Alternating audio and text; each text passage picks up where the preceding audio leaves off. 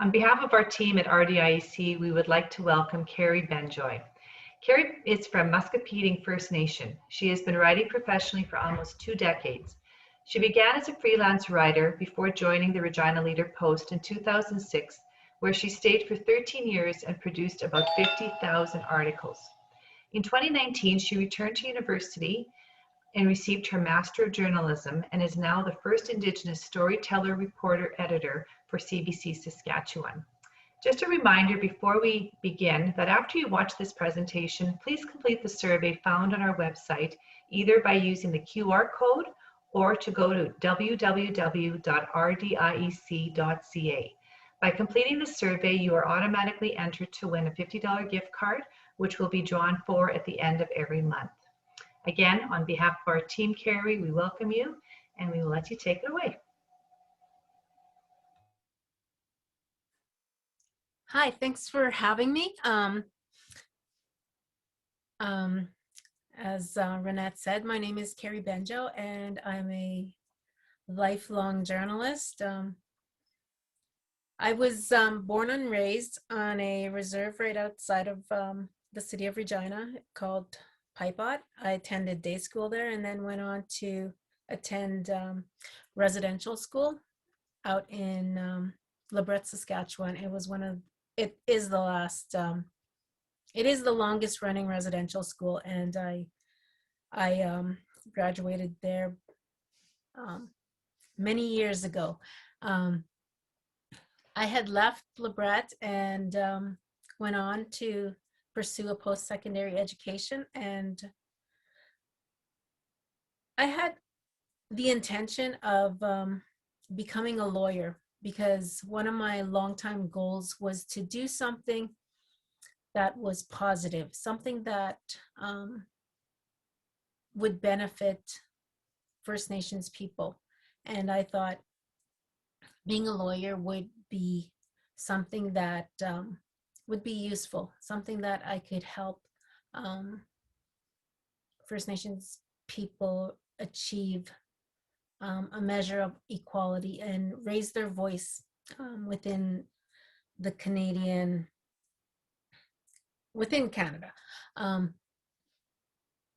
That didn't happen. I ended up in university, and I took English and Indigenous studies because I had met a professor who was a lawyer, and he was teaching one of the classes, and being the keener I am, I went up and asked him what I should be doing, whether or not I should be in pre-law or what, and he advised me to take classes where I would develop my writing skills and my research skills, and he advised me to pursue a bachelor degree, because he said if I invested all my time in pre-law, there might come a time when I decide to change my mind. And he said if I pursued a bachelor degree, that I would have opportunities after that. And so I took his advice. I majored in English and Indigenous studies, and I convocated and became the first post-secondary graduate in my family, and which was really interesting because I had to sort of break new ground, and that seems to be the theme in my life so far. And like I said, I had initially planned on becoming a lawyer, but things happen, life changes, and I ended up staying in Regina, and I took it's called the Inca Summer Institute, offered through the First Nations University of Canada. Inca stands for Indigenous Communications Arts. And there is a program that operates in the summer. It's a 6-week program, and they call it a crash course in journalism.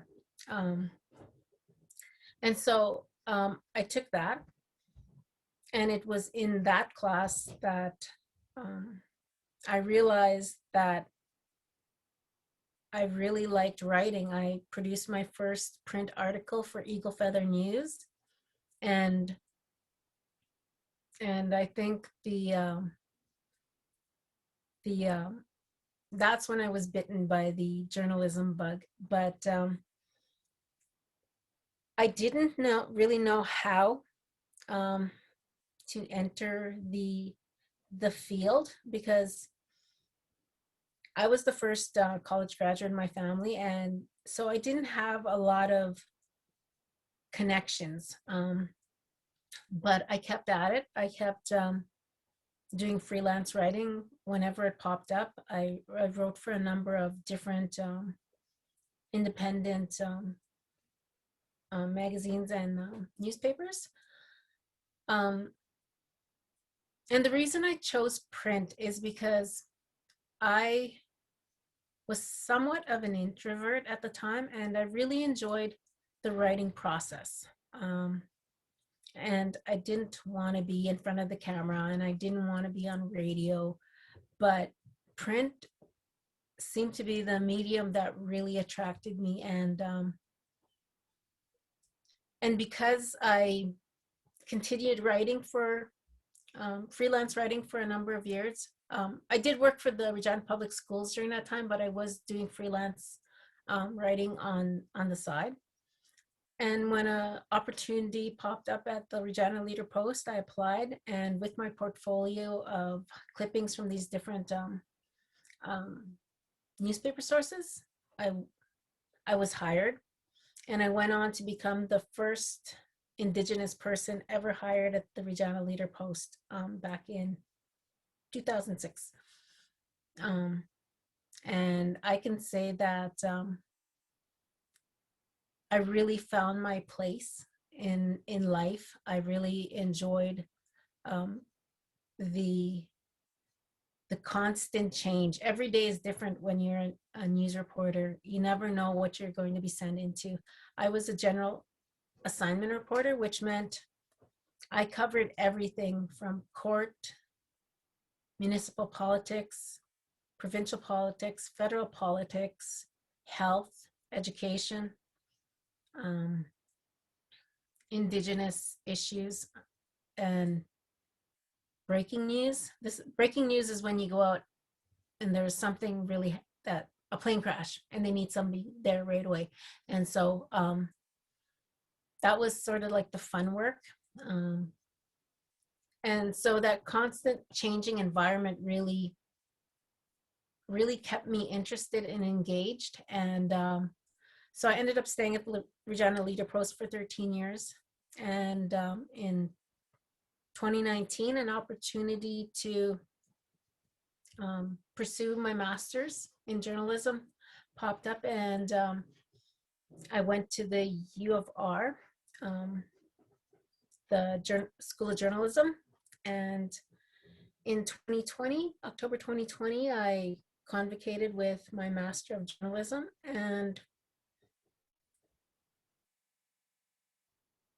I did a short stint at CBC Saskatchewan right before I convocated. It was a 12-week program at CBC, just sort of kind of reintegrating me back into the newsroom because I left the Leader Post due to some health issues. I ended up having a below the knee leg amputation, so that daily grind of news gathering wasn't really conducive, or I thought I wouldn't be able to do it again, which was why I went back to university. And but I still love the whole storytelling, and taking my master's really ignited that my desire to return to the newsroom. And in February, I was hired as the Indigenous storyteller for CBC Saskatchewan, which is a completely new position. They created it here in Regina, and there was a national search, and I was lucky enough to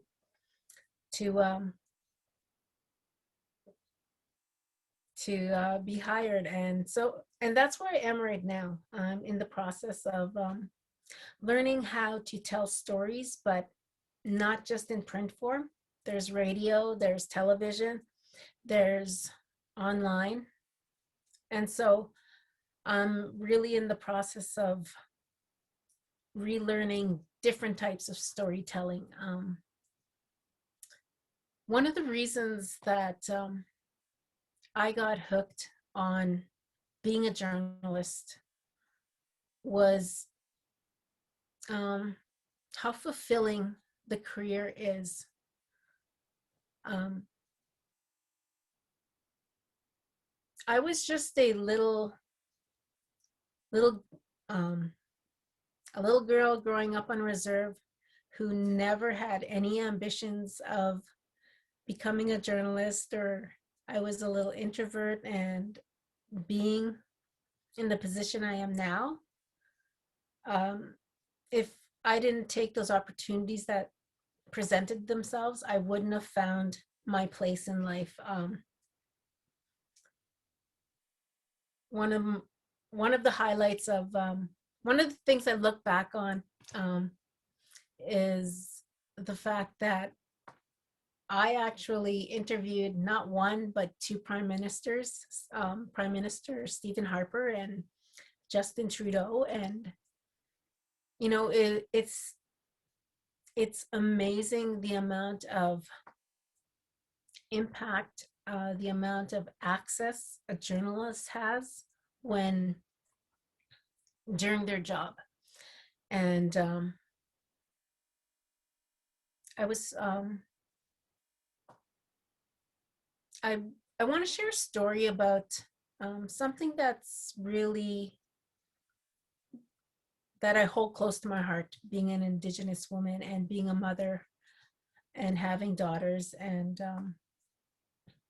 I want to talk about um, murdered and missing Indigenous women. I know there's almost everybody knows um,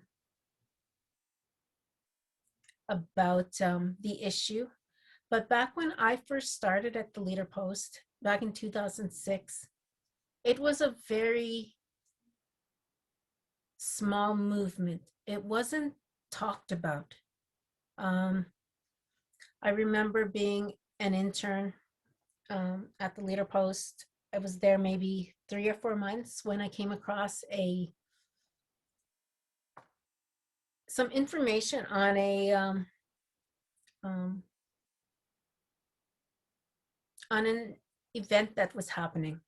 It was sort of like a um, art installation type thing where there was families of murdered and missing Indigenous women who came together, and they gathered on a street, and they did some paintings on the sidewalk, and they marked their faces with a black handprint. And this was back in 2006. The gathering was really small. It was just mainly the organizers and the participants. I think I was the only journalist there. Um, but I thought it was a really important story, and one that wasn't being told. And so there was this newbie in the newsroom, and I jumped on that and I started telling stories. And the more um, stories I told, the more I gained access to families of murdered and missing Indigenous women, organizers of events, and in and I really understood how powerful the media can be to create change. Um, there was a committee established by the provincial government. It was called the Missing and Murdered, or the Missing Persons Task Force, and it was established to address the rising or the murdered and missing Indigenous women issue. here in the province. And although there was funding set aside and there was this announcement made, as a journalist, I was coming up with new story ideas, new angles, and I came across that and I started researching it. And the more phone calls I made, because I wanted to talk to these people who were part of this task force and find out exactly what they were doing, because I just wanted to know what the government was doing. And the more I talked to people and the more I dug, I realized that absolutely nothing was happening. There was an announcement almost 3 years prior. So on the anniversary of, I think it was the 4-year anniversary of the announcement. I'm not sure. It could have been the 3rd-year anniversary of the announcement.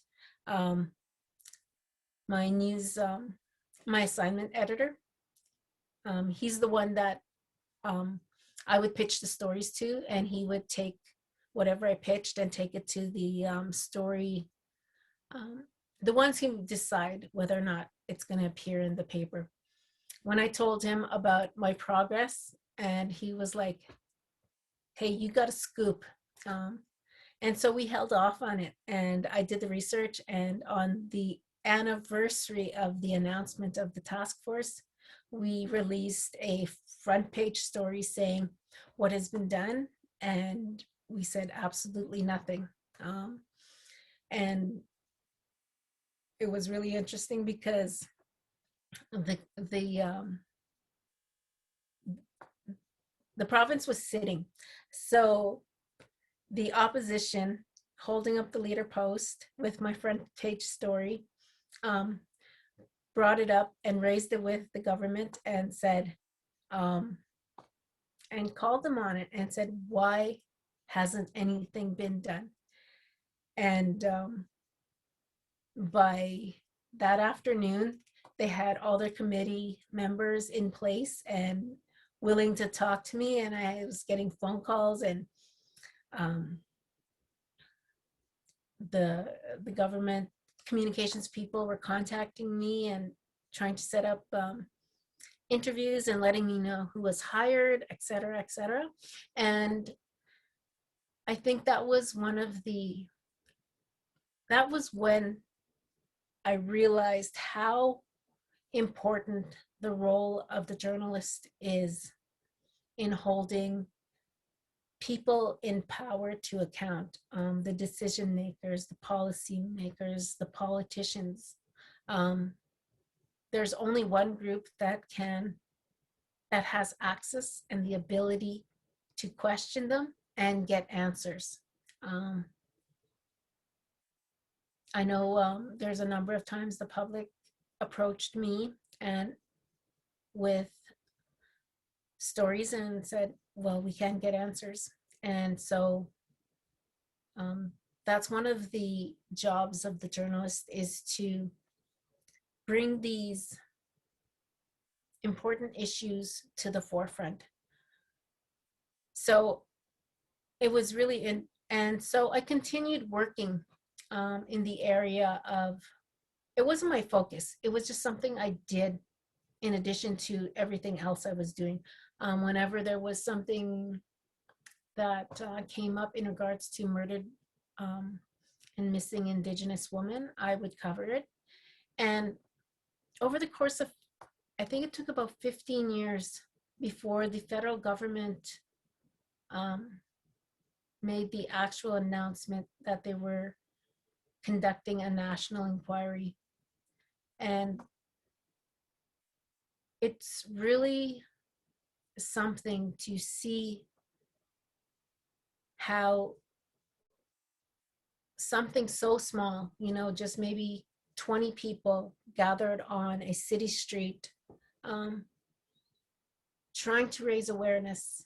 And fast forward 15 years, when the media picked it up, when the media started reporting on it, when the media started asking those hard questions on behalf of the families, that's when we seen real change and real action. And and it was probably one of the things that I will always look back on as a journalist and know that I had an impact in changing things, and I really appreciate um, um, being in the position to be able to do that, to amplify the voices of the voiceless, and I think there's a reason why there's when you read all these magazine or these comic book characters, why they're always like Superman was a journalist and Spider-Man was a photojournalist, because there's journalists sort of fight that fight for the little guy, and that's one of the reasons that I've stayed in the business so long, and one of the reasons I still want to contribute to that process. And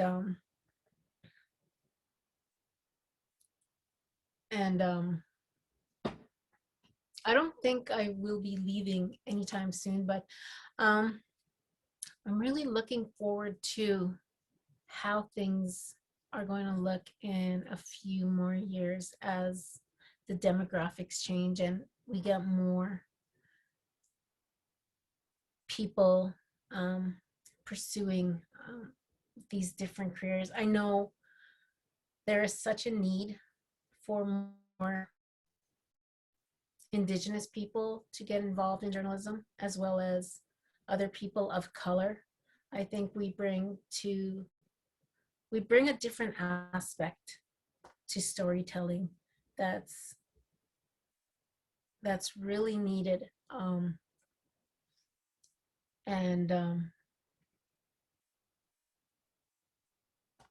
for people who are interested in journalism, if they've thought, okay, well, journalists are supposed to be are outgoing and they want to be on camera, or they want to be on radio, and there's a place for almost anyone. All you need is that desire to want to be part of the whole storytelling process, and creating change and helping people tell their stories. I keep going back to stories because for me, I know there's new hard-hitting news, there's facts, there's all different styles of writing. I've always approached journalism from a storyteller's angle. Like with the murdered and missing Indigenous woman, I did a lot of like hard number stories and things like that, like statistics. But for me, it was really important to bring a face to each story.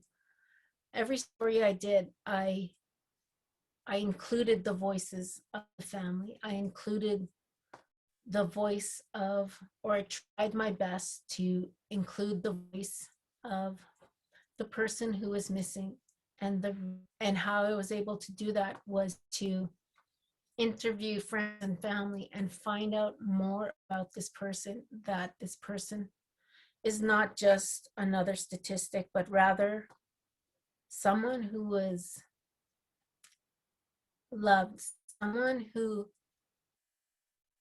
is missed, someone who had ambitions, and someone who had a personality, somebody who had a smile, somebody who had a heart.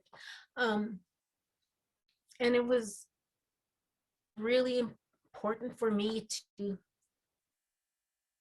do that work and lay that groundwork in that type of news gathering. I think it's really important to bring people into the picture. And so, although I do a lot of, I'm really interested in politics and I can do the number stories, I think it's people that make the difference. And I look back, and if it wasn't for that professor telling me to work on my writing skills and my research skills, I wouldn't have had the tools. I wouldn't have developed the tools I needed to become a journalist, because that's what it is. It's writing, and writing well, and being able to capture these stories in words. I know they can also do it in radio. They can just take the person's actual voices. Um, they could do it with video, but even with those mediums, you still have to develop good writing skills, because one of the most important things about being a journalist is being able to communicate, and communicate clearly. And I am always on everyone, like, to practice writing, and writing clearly, and writing deliberately, and writing with purpose is so very important, especially in especially today, when it's so easy to click on a video. A lot of uh, people are losing that skill, that writing skill. And that really became evident when I took time off, um, and went back to university. The amount of people who were looking for freelancers was was really eye-opening, because there's so many people that don't value um, good writing, or they don't think it's as important. But um, with technology, I find that writing is becoming even more important. And so, having this opportunity to talk to students who think um, writing is not important, uh, I I encourage you to take every opportunity to write and to develop those skills, because they are so very marketable. Even if you don't want to be a journalist, there's so many other careers where these writing skills and being able to express yourself um, can take you really far in life. And I found that there's such a need and such a demand for writing, skilled write for skilled writers, and those interested in in doing that kind of work, um, which is really interesting. I remember when I first graduated from university, um, one of my cousins told me, uh, because I graduated with an English degree, he had told me, "Oh, you got an English degree. What are you going to do with that?" And at the time, I had taken going to law school off the table because of some other reasons.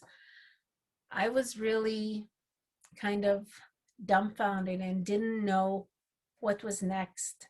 Um, but probably taking English and learning and developing my writing skills and my research skills um,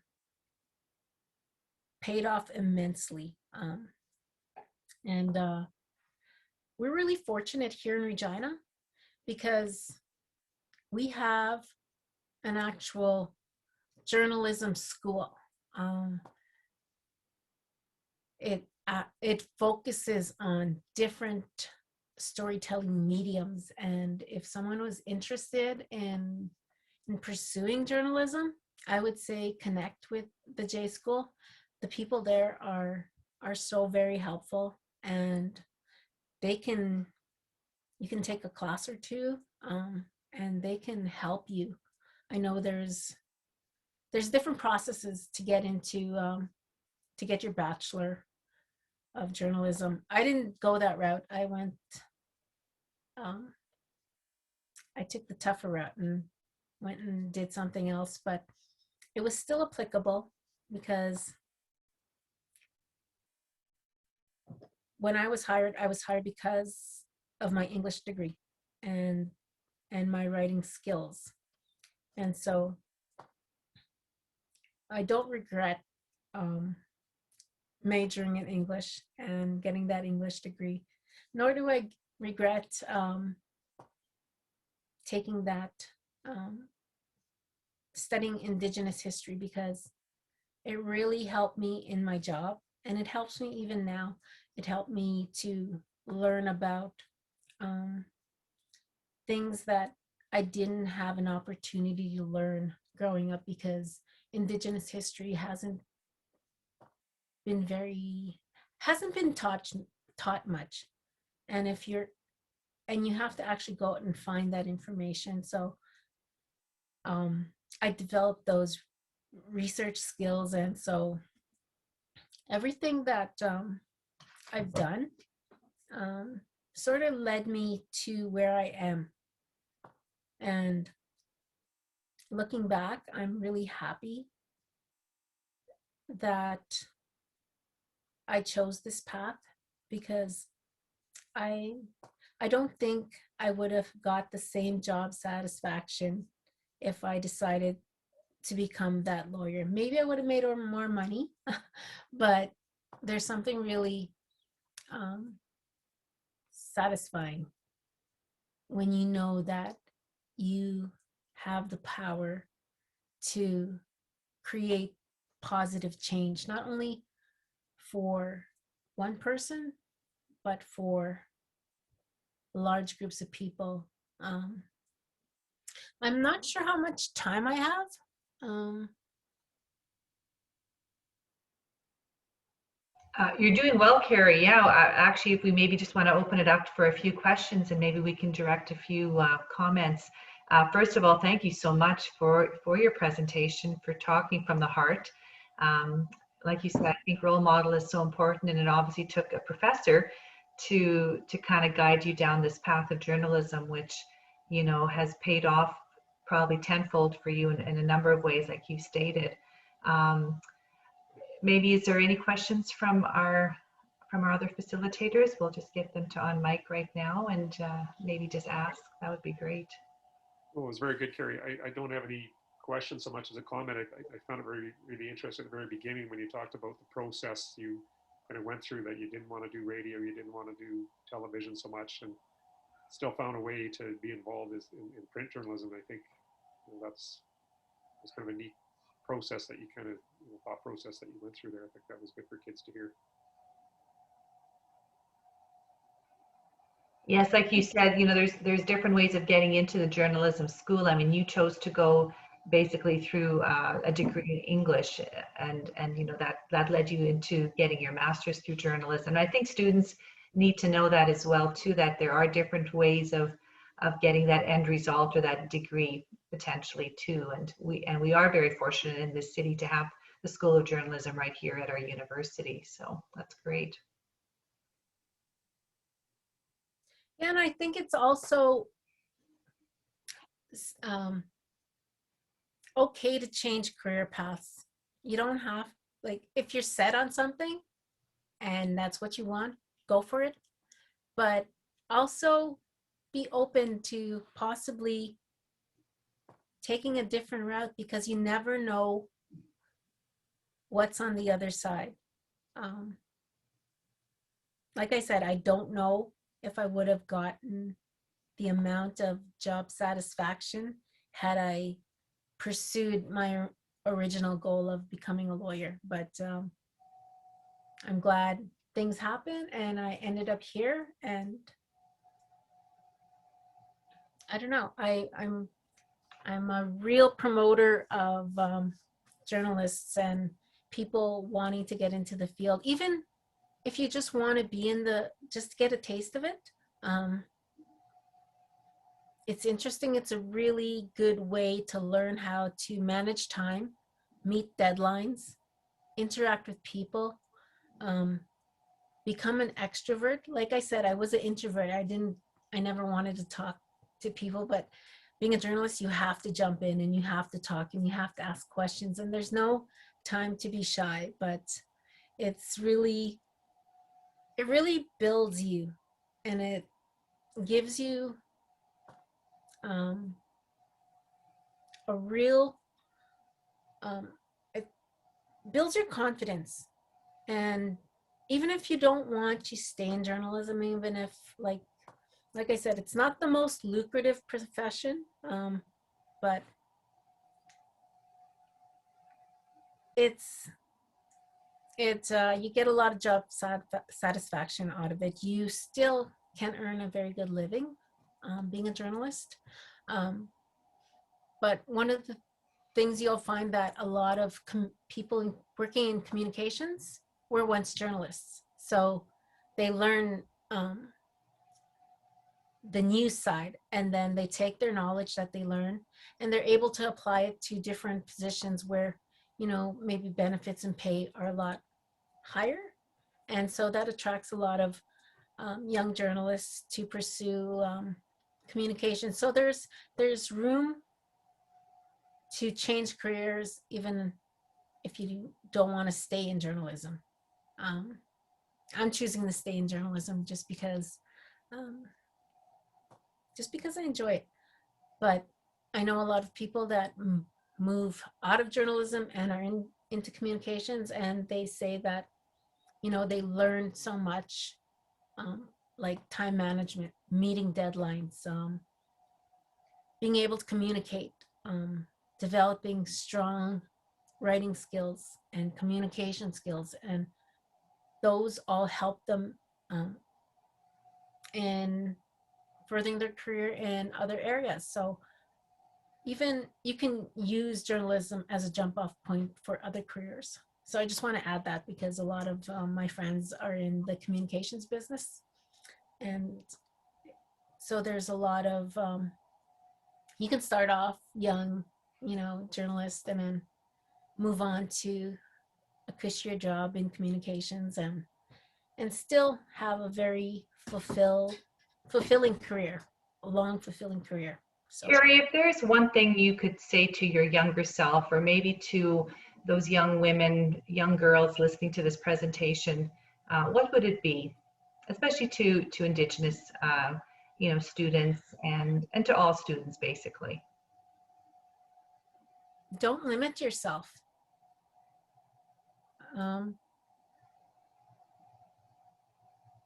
Yeah, just don't limit yourself. If opportunity presents itself, at least try. You never know where it's going to take you. You never know how far you will go if you don't try. And that's good. I think all students need to know that the path isn't necessarily a straight line. There's a lot of different bumps and curves, and maybe even some roadblocks along the way too. But persevere, and you'll find that job satisfaction and those things that make really make a purpose for yourself in this world too. So Yeah, awesome. definitely. Yes. Well, if Very there's well no done. other, oh, there's another question. Go ahead. Just one comment. Really, very well done. It's very, very. You do a lot of thinking.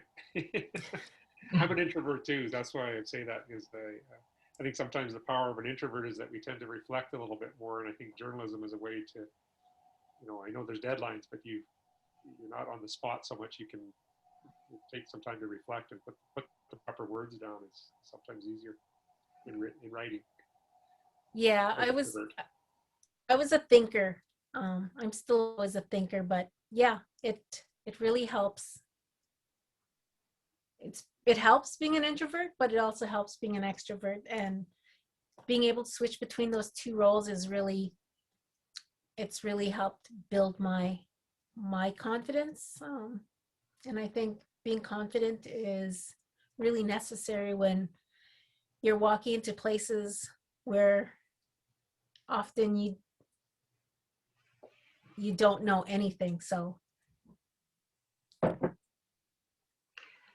Well, thank you so much, Kerry. We're going to maybe just wind down this meeting. We so appreciate the time that you've spent with us, and giving us some insight into your career path and the work that you've done as a reporter. We truly appreciate the time spent, and I think if any student has any, if they want to get in touch with you, they can definitely come through RDIEC, if that would be okay, to forward them on to you. yep, I'm always willing to help young students. That's awesome. So on behalf of RDIEC and our team, we'd like to thank you for your time today. This was awesome. Thank you so much. Thank you for the invite, and thank you for thinking of me. You bet.